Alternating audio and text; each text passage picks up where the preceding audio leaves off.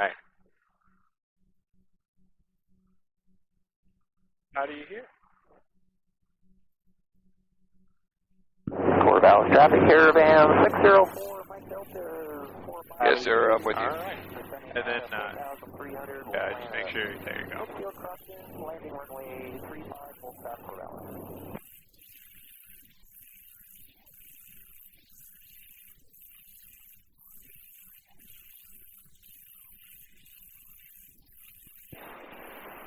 Corvallis Municipal Airport, automated weather observation, 2058, Zulu, wind 340 at 04, visibility 9er, sky condition clear, temperature 27 Celsius, dew point 13 Celsius, altimeter 3008, remarks, density altitude 1,500. Corvallis Municipal. Mike crossing 10 at Bravo.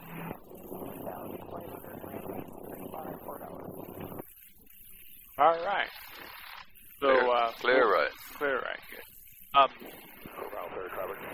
Strawberry 5185 Tango. So, we've got a long taxi back.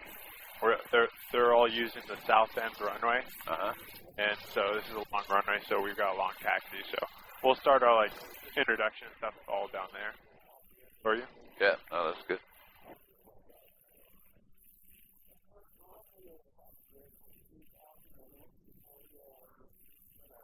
Heading down, so we'll pick you up. Yeah, I've got you here. See you.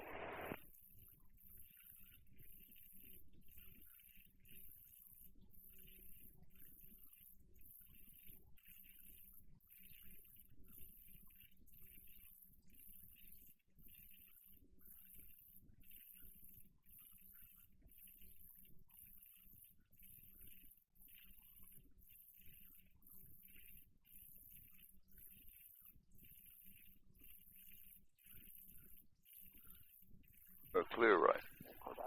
Right.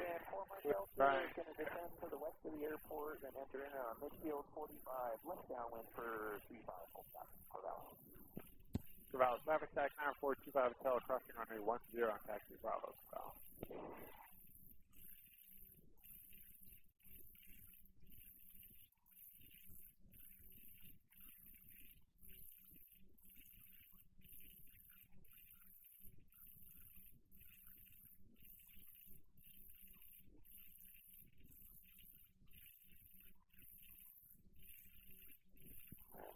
Traffic Caravan for Mike Delta, 2 miles to the northwest of the airport, entering in on a midfield 45, left downwind, 35, Corvallis. Strawberry 5185 left base. Full stop 35, Corvallis.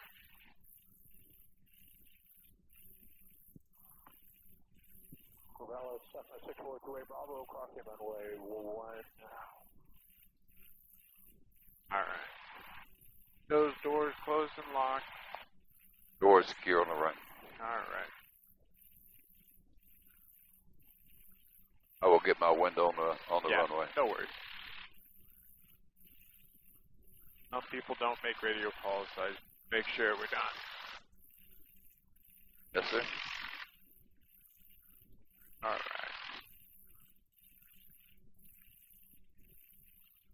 Good. That's tail dragger second. Corvallis traffic tax 9425 Hotel, departing runway 35, departure to the east, and we have upwind traffic tonight, Corvallis. Right. All right. What is this right here? You're not squawking VFR, that's for sure. There we go. There we go.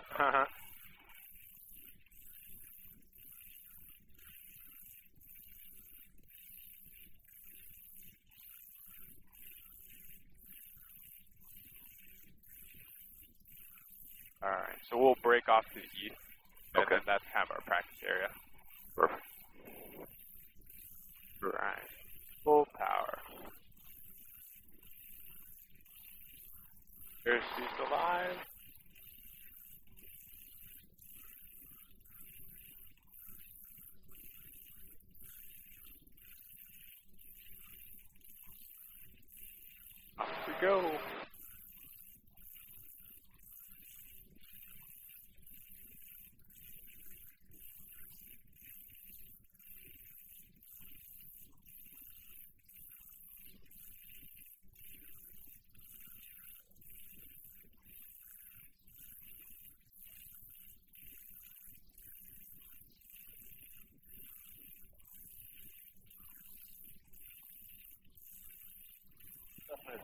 2-way Bravo.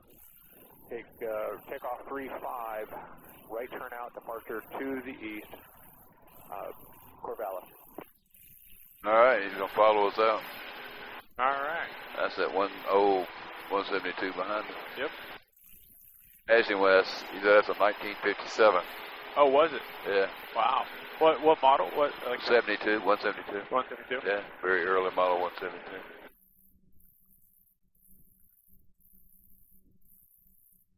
That might have been like an Alpha or a Bravo model. I'm not sure. Yeah, an RMI. All right.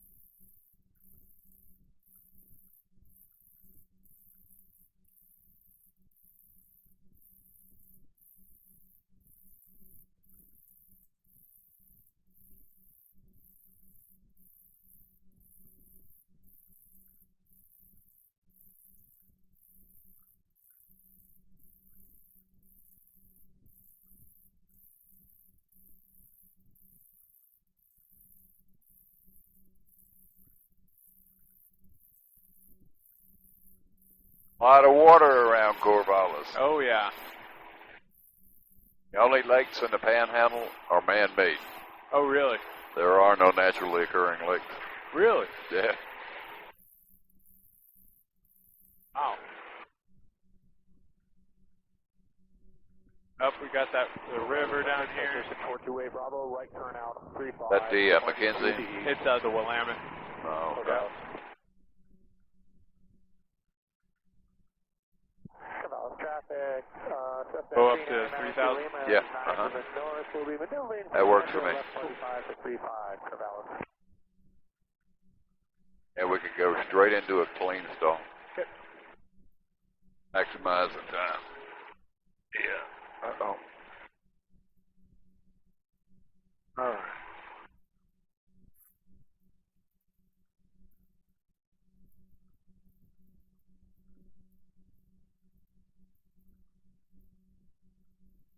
I cannot adjust elevation. Nope. Okay. No way for you, yeah.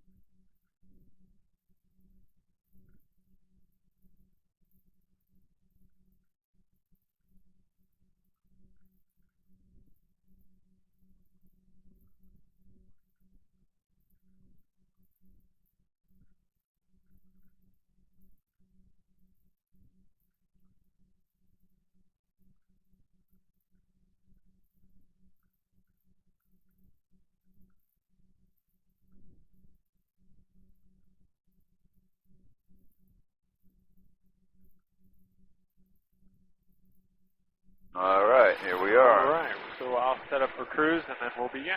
Yes, sir. All I'm going to do here, as soon as you get it set up, I'll do a quick intro for what we're getting ready to do. 1, 2, 3. Okay. All right. Clap my hands to give somebody the indication to start point. Okay. Yep. I think that's what I saw you guys doing. Cool. All right. I'm ready whenever you are. All right, here we are again, except this time instead of being in the front of a simulator or inside a simulator, we're in the actual airplane. You're in Corvallis. This is a Pegasus airplane, just as we were in a Pegasus simulator yesterday. And we are basically going to try to compress flight lesson 3 and 4 into 1. And we're going to transition straight into the clean stall. Kyle, your airplane, your power, clean stall. All right.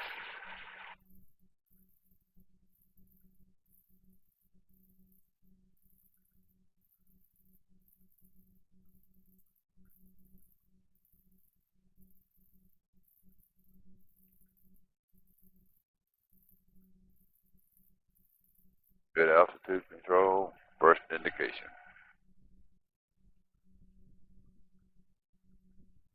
First indication, recover, plus or minus 100 feet, nicely done.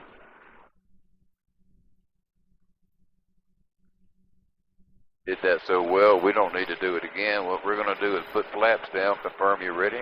I'm ready. Traffic, Cessna 92 Lima, 4 mile left 45 for 3435, set to go, Corvallis. We have flap speed for full flaps. Okay. And straight ahead, Power off. power off, First indication. first indication. Right at 40 knots, right on your altitude. Use that rudder. Doing a good job of keeping that ball centered. Low retraction on the flaps.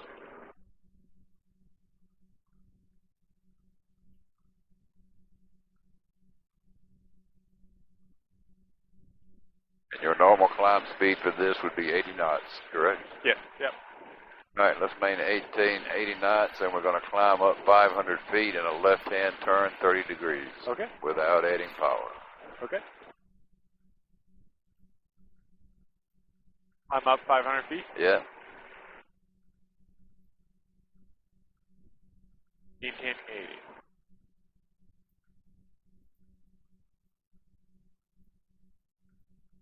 Corvallis traffic, 92 Lima, left downwind 35, Corvallis. You got to set me in power.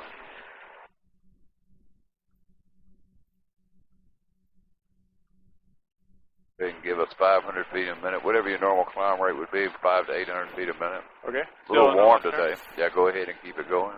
Okay. Any particular altitude? Or just, okay. We just want a first indication of a stall. Now we're on a departure stall. Good rudder control.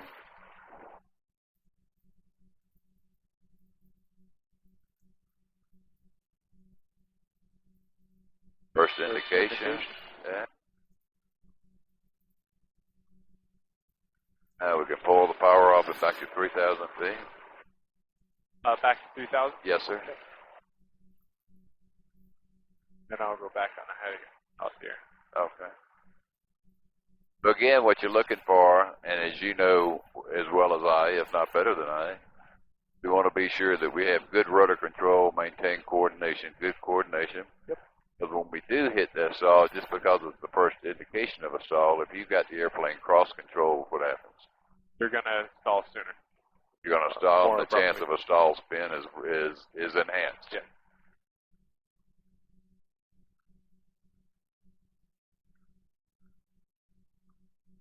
So here we are.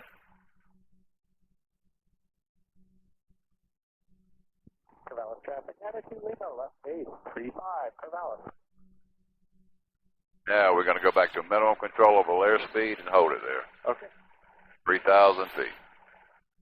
It'd be about 40 knots clean. So you want to do clean? Okay. We'll do it clean first. Okay. We'll maintain that 180 heading. Okay. My directional gyro is a little off. Yep, that's okay.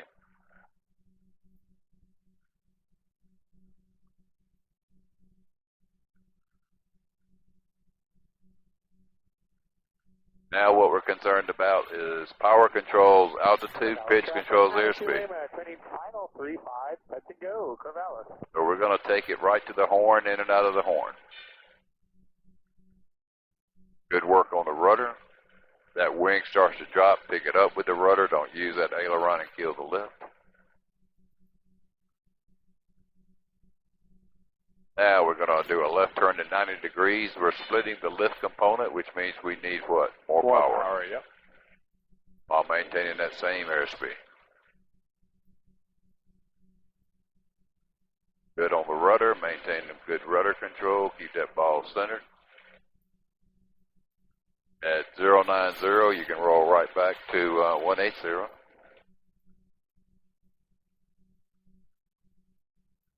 That ball centered, nice coordinated turn back to the right.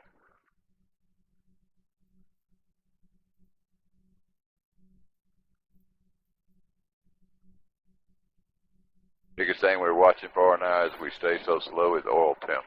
Oh, yes. Yeah. We want to be sure we don't get into the red. Yep.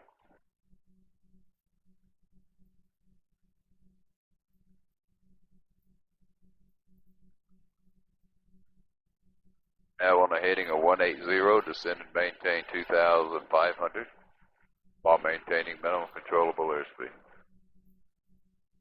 And again, you'll hear me keep saying it and saying it, so I apologize. Power controls altitude, pitch controls airspeed. Yes, sir. Everything we're doing with altitude changes is in fact controlled by that power. Yep. Has nothing to do with pitch attitude. We're going to maintain approximately the same pitch attitude to maintain minimum controllable airspeed. Yep.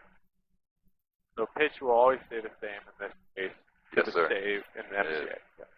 Nice job on flying the airplane. Good coordination. Stay on that rudder. You add some power. We need a little right rudder. We take that power off. We got to get a little left rudder in there. And you are doing so. So nicely done. Corvallis traffic 92 Lima, left crosswind 35 Corvallis. If we can get it down to around 50 knots, keep it at 45 to 50. Seems to be where that horn likes to come on and off. Oh, yeah. Oh.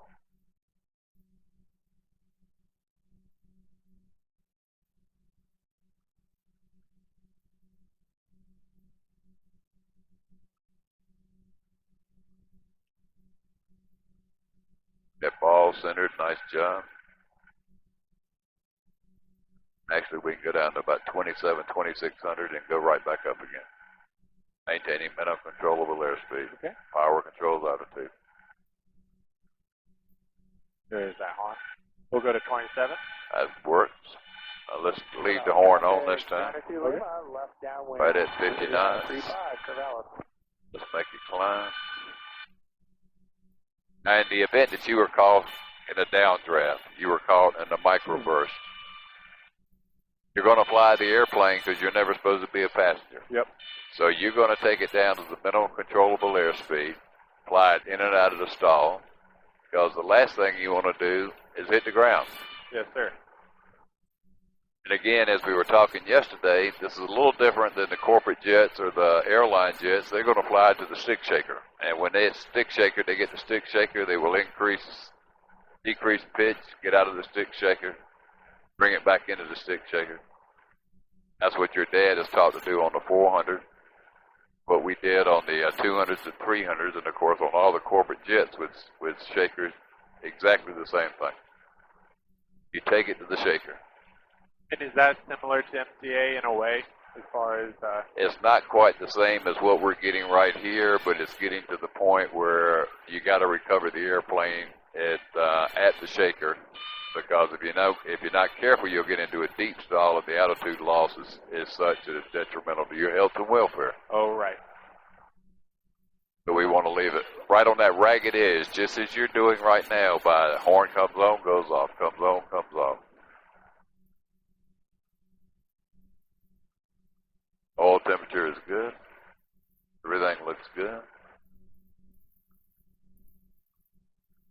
I'm going to help you a little bit because we're getting ready to go dirty. Confirm you're ready for flaps. I'm ready. Corvallis traffic 92 Lima, left base 35 Corvallis. There's 10. Watch your power. Watch your altitude. 30. You now have full flaps. 3,000 feet, full flaps on the heading of 180. Corvallis traffic 92 Lima, final 35, touch and go, Corvallis.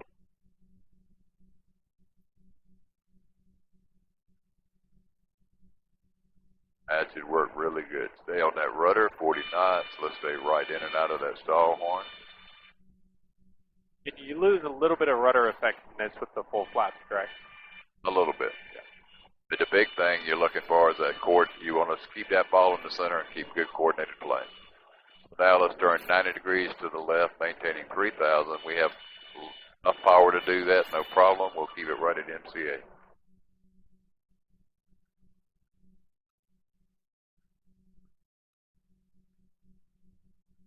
There we go.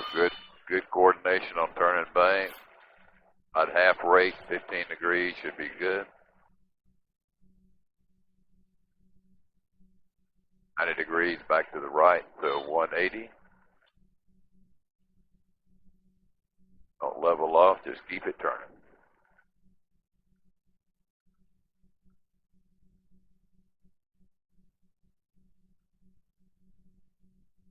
Watch your rudder. There we go. As soon as you got coordinated, the airplane quit fighting with you. Yep. You always know when something's wrong because the airplane is going to talk to you. Yep. And what it was doing then, it was saying, get right rudder, get right rudder. But you saw that. You felt it and you saw it. Yep. You're not a passenger in the airplane. I can see that. You watch what it's doing to you as well as you can feel what it's telling you. Now, I'm going to let you rest for just a second, and I want to show you, if you'll permit me to fly your airplane. Yep, absolutely. I have the airplane. I have power and the controls. We're going to accelerate it. I'm going to get rid of carb heat, unless it's mandatory to have it on. Corvallis traffic 92 Lima, left crosswind 35, Corvallis. Now, this is something that I don't do with everybody, but obviously you're at a level of proficiency where I think you might enjoy seeing this. Okay. And it could be of value to you and your students. Hey, Bob, so there's an airspace right over here. If we could go just to the front. Okay. There you go. 32, 10 miles north at 2,500 feet. We'll be maneuvering to the west, center downwind for 35 on a 45, Corvallis. Corvallis traffic 92 Lima, left downwind 35, Corvallis. All right, 360. Your normal cruise speed would be about 100 knots, yeah? About, yep.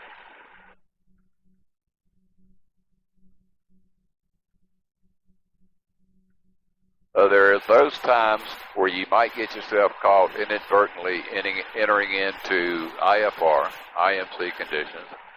And the accident reports over and over again will show people that they will, in an effort to escape, they get into a stall spin scenario by overloading the airplane and not using the power to control their altitude to go into a steep spiral, or they will go into a stall spin scenario. Yep. And there are those of us, and I'm sure you one of those, that do some backcountry flying, and you get up in the hills and suddenly you find yourself in a box canyon. You find yourself somewhere where you don't need to be, and you've got to do an altitude, a 180-degree attitude change or a heading change. So how do you do that? You go to a steep turn to do that if you're getting boxed in? If you're getting boxed in, you can do a Schindel. This is what I'm about to show you. Okay. So what we're going to do, we're at 100 knots, 3,000 feet. Now all we're going to do is slowly pitch up the airplane. 1028 at Bravo, Corvallis. Corvallis traffic. There's 10. 35, Corvallis. Right as we almost get it to a stall, we're going to roll it over to 90 degrees, pull the power off. We started this maneuver at 3,000 feet. Going to come back around to 180. Wrong 360. Oh, wow. No overloading the wing. Yep. No panic. Yep. You're not going to scare everybody in the airplane, and people aren't going to start yelling in your ears. That's going to scare you. Yep. We're going to try that one more time, and then I'd like you to try it to see how it feels for you. Okay. Not quite a Schindel because it's not as dramatic. Right. It's not as, we're not going to G-load the airplane. We're trying not to G-load the airplane. So here we go. We're at 3,000 feet, normal cruise. We need to escape. Let's just call it an escape maneuver. So we're just going to pitch up, nice and smooth. Stay on your rudder. There's 15, 20 degrees. As we get close to the stall, we're going to roll it over, unload the wing. Power's off.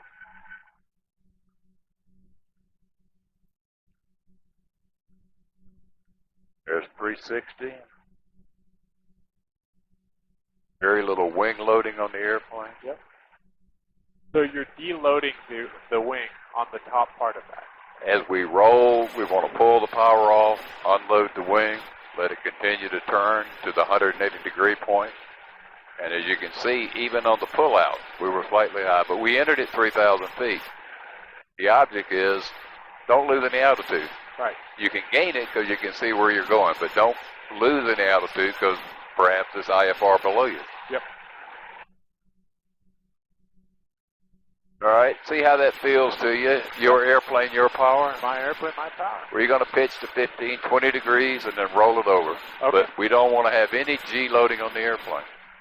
We want to protect the airplane and the people inside.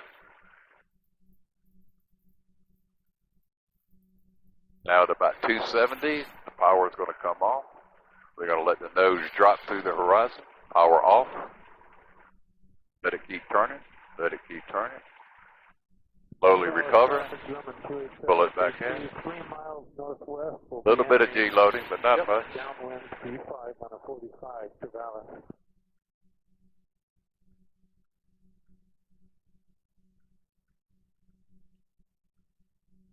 All right, and real quickly, this is supposed to be VFR only, outside reference. Yep.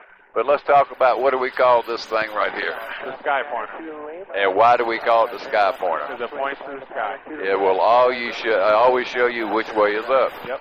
And what do we call these little hash marks? The ladder. Pitch ladder. Yep. So we got a positive pitch and a negative pitch ladder. Yep. And where is the planet Earth on this instrument? The dark. Yep. Yep. It's Dark between the brown and the blue. Yep. So we should always have blue over brown. Yep. And we'll get into that later on another course that you'll be teaching. But the biggest thing to remember, we got a sky pointer, we got the planet Earth, and we're always going to turn that airplane to the closest direction to the planet Earth. Yep. All right. Would you like me to do another 180? If you would like to, if you got a good feel for it, or you want to see if you can get a... Remember, there should be no G loading at the top Okay. and no G loading at the bottom. We're a little slow, so you might not get it what you want. Go ahead and roll it to 60. Pull your power off. Let it fall through. Let it fall through. Roll wings level, slowly recover, power, power, power. Not as dramatic as the Chandelle. Yep. Yep. And this is like a escape maneuver or a escape out of IMC maneuver as well. You can use it any way you want to, but the most important thing about it, you're not going to overload the airplane. Yep. You're not going to scare yourself, and you're not going to scare the passengers in the airplane. Yep.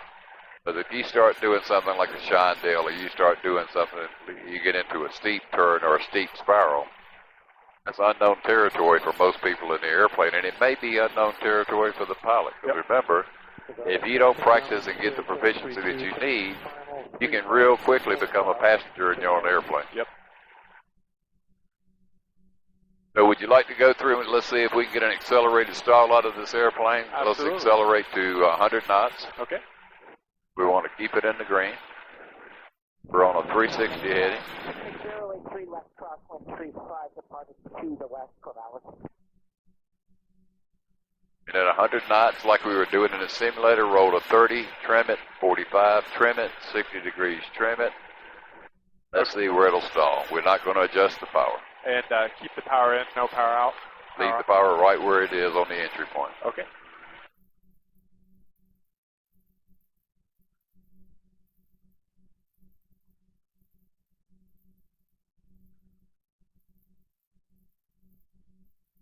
There's 45. All right, we're going to stop it at 35 and get it on over to 60, and I want you to hold that 60-degree bank. 3,500 feet, 60-degree bank. Don't let it descend. Don't let it descend.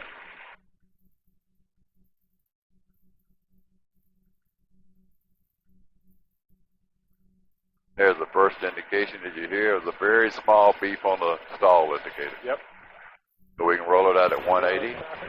732, clear the 35, about. Let's go back down to 3,000 and let's talk about everything that we've done. you obviously have no issues with power and pitch. We know what the purpose of the power. Power is going to control altitude. Yep. Pitch is control airspeed. And during your slow flight at minimal controllable airspeed, you also noted that power is essential Yep. to keeping your altitude. Right. So I have no issues with anything that I'm seeing as far as slow flight is concerned, both in the clean and the dirty configuration. We understand stalls. We understand how we get into a stall. We also understand the difference between a straight-ahead stall, a departure stall, and an accelerated stall. Now, that maneuver that I just showed you is my escape maneuver, but you can use it in multiple ways. But the most important thing is also an unusual attitude. You can present that to a student. It is an unusual attitude, but it also helps him with visual recognition of where he is on the horizon as compared to the ADI. Right. What's your thoughts on all of that? I think it's awesome. I think it's really good. Good coordination between outside and inside. Yep. Now, did you have a good visual reference as we brought that airplane over the top as well as inside and outside? I could see approximately where on the dash I need to roll over. Yeah. Yep. So it's a good training maneuver, especially for a student. And again, I'm calling it my escape maneuver, but it's an unusual attitude if you want to call it that. Yep. It is in fact a way to reverse 180 degrees without losing any altitude, because you're going to gain whatever you gain, you're going to lose right back to where you started. Yep. So I feel like it's a good, safe maneuver, but the most important part is teaching people how to do it and stay coordinated. Because there's no negative G loading, as you saw, and there's very little positive G loading at the bottom. Yep. I'm going to turn on heading north here. All right. So, and unless you would like to do something else or you demonstrate something else for the purpose of this video, we could take it back and I will buy you a beer. Absolutely. Thank you, Bob. It's pleasure's been mine. You're an excellent pilot. And again, I told you this the other day, but there's a difference between a pilot and an aviator. A pilot is a passenger. He knows how to do basically, he has learned behavior. It's called rote. If you teach him how to do the same thing over and over, pretty soon that's how he does it. Every time the same way. He's not going to deviate. But an aviator flies the airplane. He feels the airplane. He responds to the airplane. Yep. And there is a big difference, even though some people take issue with me when I talk about pilot and aviator. You're an aviator. You respond to the airplane. You fly the airplane. You're not a passenger in your airplane. You understand what it's doing to you. And every pilot should be at the same level of proficiency that you are. And I hope people understand that this course is available here in Corvallis from Pegasus, and they can use this on a once-a-year basis to get their proficiency where it should be. And I'll say it one more time. Never be a passenger in your airplane. And if you don't have the proficiency and the skills, you need to stop, get with somebody like nice folks right here at Pegasus, and get yourself where you need to be, because your self-preservation, and again, let's go back to what I talk about when I talk about safety. Safety starts with a capital S, and we talk about it all the time, but for me, that capital S stands for self-preservation. Self-preservation is being sure you have the proficiency, the knowledge, and familiarity with your airplane to save yourself and anybody who's with you, because you're not a pilot. You're an aviator. You're not a passenger. You're an aviator. You're going to fly that airplane from start to finish. And God forbid you put it in the ground, but like we talked about on those several lecture I went to probably 20 years ago now, they were talking about pilots who were involved in crashes and law enforcement, a number of different others who were in life-critical situations. And he said the best thing that he saw, the similarities he saw between all of these accidents, incidents, and life-critical situations, was that in an airplane, the pilots would always fight it all the way to the ground. They would never give it up. Yep. You would hear some obscenities like you've never heard before as they fought that airplane to try and make it fly. Yes, sir, we have 3 green, flaps full, clear to land.